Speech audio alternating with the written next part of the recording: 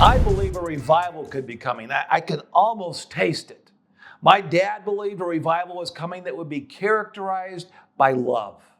I need to do a podcast on that one, but it's ought to be sometime in the next couple months. However, I believe how we choose to exercise our God given responsibility to vote may determine whether revival comes in the context of increased persecution or wide open opportunity. Now, let me ask you a question, and I don't want you to gloss over your answer. Pause the podcast if you need to and think about this question.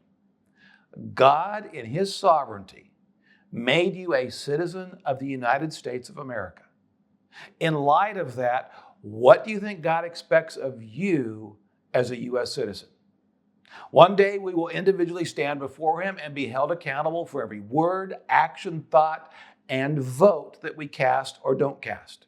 I don't think most people consider their God-given responsibilities as a Christian even a big deal, nor do they consider the direct impact it has on the spread of the gospel. So today, let's talk about it. Is voting a big deal to God? If it is, how do you know if you are voting according to His will rather than your own self-interest?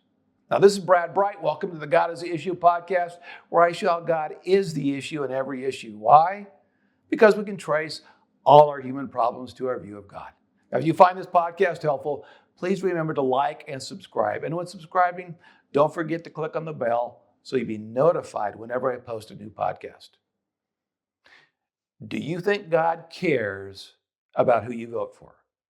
Do you think God cared when Canadian citizens voted for politicians who imprisoned pastors for simply reading verses from God's word that disapprove of homosexual behavior? Do you think God cared when Coloradans voted for politicians who passed laws that penalize Christian parents for not using their child's preferred pronouns?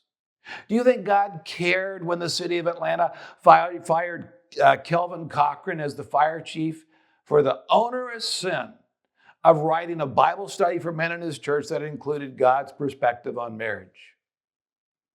Does God care if the next Speaker of the House is Mike Johnson or Hakeem Jeffries? Do you think God even cares about who wins the next election? You bet He does. Let me ask it another way. Do you think God cares about how we define what a woman is? About anti-Semitism? About unborn children and their mothers? About how our laws define marriage? Do you think He cares if our government targets and harasses people of faith, be it a pastor, baker, florist, coach, or fire chief? Do you think God gives a rip about any of that stuff? Now, if He does, then He probably cares about who wins elections, including who is the next Speaker of the House. Now, in light of that, let me ask you, what do you think is the most important factor in determining how the average American will vote? Now, if you've listened to many of my podcasts, you know I encourage followers of Jesus to engage in the political process. But here's something far more important that will have a far greater impact in the long run than even political engagement. Did you know that if I ask you 10 questions about your view of God, not your view of abortion, homosexuality, racism, capitalism, or climate change, but strictly your view of God, I can predict with a high degree of accuracy who you will vote for. Now, does that surprise you? Your view of God determines who you vote for. It determines who I vote for. It determines who your neighbor votes for. A few years ago, Baylor University did a year-long study on the 4 views of God in America. Here is what they concluded. You learn more about people's moral and political behavior if you know their image of God than almost any other measure. If you want to see for yourself the 10-question quiz Baylor created for us based on their study, go to viewofgod.com. That's viewofgod.com, and take the quiz yourself. You can use it with your friends and neighbors if you like. It leads to great conversations. Now, if it's true that a person's view of God determines how they vote, and if you are concerned about who the future Speaker of the House will be, what do you think is the most important conversation you can have with your neighbors, coworkers, or fellow students?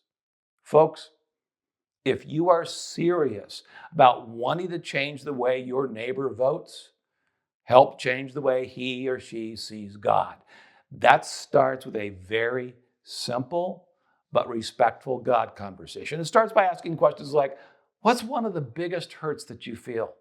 That you feel comfortable talking about. Do you think God cares about your hurts? If you could ask God one question, what would it be?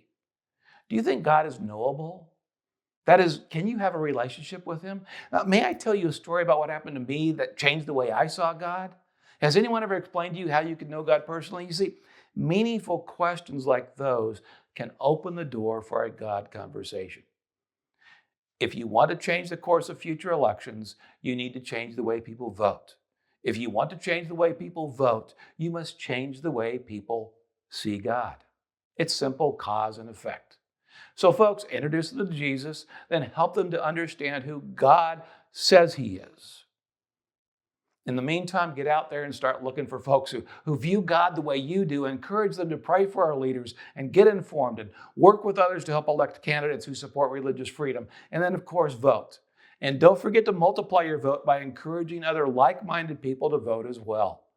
Vote to keep the doors open for the gospel until the day that God sends revival. It's not rocket science. You can pray, you can read, you can find one candidate you like, you can work with others to get, to help get him or her elected. You can vote, and you can ask others to vote. If you don't know where to start, order a copy of Your 7 Duties as a Christian Citizen. Go to brightmedia.org, that's brightmedia.org, and click on the store tab. You'll find it there. But may I give you one critical tip to keep in mind before you vote for anyone? Never base your vote on what a candidate says unless they have never run for office before. But even in those cases, be wary. Because the best predictor of how a politician will vote in the future is how they have voted in the past. So if they have a voting record, vote based on how they have voted in the past, not on the prepackaged oratory spewing from their mouths designed to fool you. Even if they claim to be a Christian, vote based on their voting record. I'd love to see more godly folks elected to office, but I've seen too many duplicitous politicians profess with compelling sincerity to be a Christian. Folks, words are cheap. The proof is in the pudding. The proof is in their voting record. I remember working on Senator Bill Armstrong's campaign in Colorado, and one day a guy called up and he was upset that Bill Armstrong wasn't pro-life. And I asked him, where on earth did you ever get the idea that Bill Armstrong isn't pro-life? There aren't any U.S. senators more staunchly pro-life than Bill Armstrong. The guy responded, well, I called Carlos Lucero's campaign, and they told me that Lucero is strongly pro-life and that Bill Armstrong isn't. Here is how I wanted to respond. Are you a total moron? I didn't, but that is how I felt. I patiently explained Bill Armstrong's position and encouraged him to do some additional research. Folks, never vote based on what a candidate says. Always base your vote on their voting record. Past behavior is the best predictor of future behavior. I can't emphasize this point strongly enough. Now, if you want more tips on how to vote, I did a podcast a couple years ago where I went into much greater detail about how to size up candidates. I think you'll find it helpful. It's entitled How to Vote Shrewdly. Go to YouTube, type in Brad Bright podcast, then type in How to Vote Shrewdly. Also, for help in evaluating a candidate's voting record, go to ivoterguide.com. ivoterguide.com is the only voter guide I fully trust to provide accurate information and unbiased ratings of candidates. God is the issue in every issue, including who you vote for. That's not just a theoretical statement, it's a very practical statement. Furthermore, it's true. This is Brad Bright. Thanks for joining me today. God bless.